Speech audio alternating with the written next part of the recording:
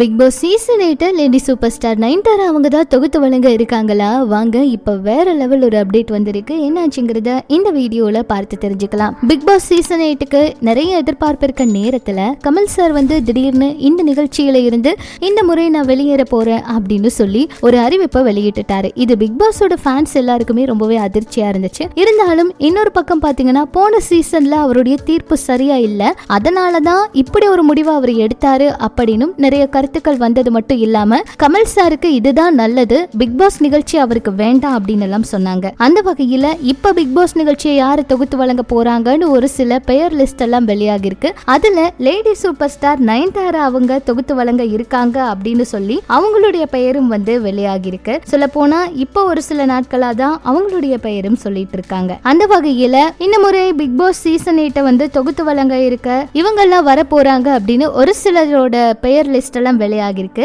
அதுல விஜய் சேதுபதி அவருடைய பெயரையும் சொல்லிட்டு இருக்காங்க, சரத்குமார் அவருடைய பெயரையும் சொல்லிட்டு இருக்காங்க. இன்னொரு பக்கம் பாத்தீங்கன்னா அரவிந்த் சாமி அவருடைய பெயரும் கூட சொல்லிட்டு இருக்காங்க. அரவிந்த் சாமி அவரெல்லாம் வந்தாருன்னா கண்டிப்பா அவருக்கு ரொம்பவே நல்லா இருக்கும், அவர் ரொம்பவே நல்லா தொகுத்து வழங்குவாரு, அவருடைய குரலும் ரொம்பவே அருமையா இருக்கும், இந்த நிகழ்ச்சிக்கு தகுந்த மாதிரி ரொம்ப கம்பீரமா பேசுவாரு அப்படின்னு எல்லாம் சொல்றாங்க. விஜய் சேதுபதி அவர் வந்தாருன்னா அவர் வெளிப்படையா எல்லா விஷயங்களையும் ரொம்பவே வந்துட்டு கஷ்டப்படுத்துற மாதிரி எல்லாம் பேச மாட்டாரு, அதனால அவருக்கு இந்த நிகழ்ச்சி செட் ஆகுமா அப்படிங்கிறது புரியல அப்படின்னு சொன்னாங்க.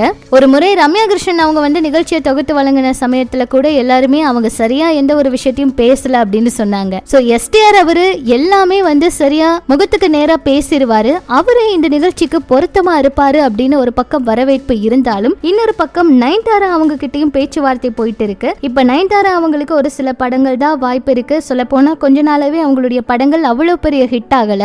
இனிமே அவங்க நிகழ்ச்சிகளுக்கெல்லாம் வந்தாங்கன்னா ரொம்ப நல்லா இருக்கும், ரசிகர்கள் எதிர்பார்ப்பும் ரொம்ப அதிகமா இருக்கு.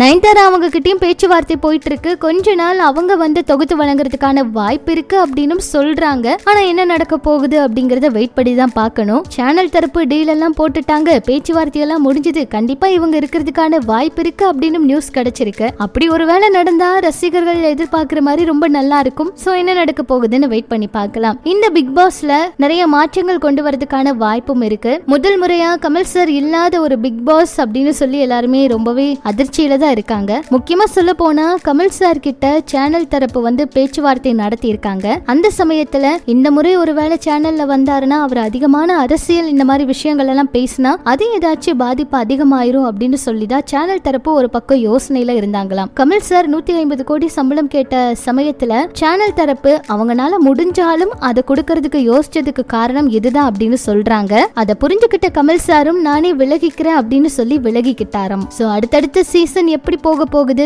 இந்த சீசன்ல ஃபர்ஸ்ட் என்ன பண்ண போறாங்கன்னு வெயிட் பண்ணி பார்க்கலாம். இதெல்லாம் பற்றி உங்களுடைய கருத்துக்களை சொல்லுங்க. இனிமே இது போல சினிமா தகவல்கள், பிக் பாஸ் அப்டேட்ஸ் எல்லாம் தெரிஞ்சுக்க மறக்காம நம்ம சேனலை ஃபாலோ பண்ணுங்க.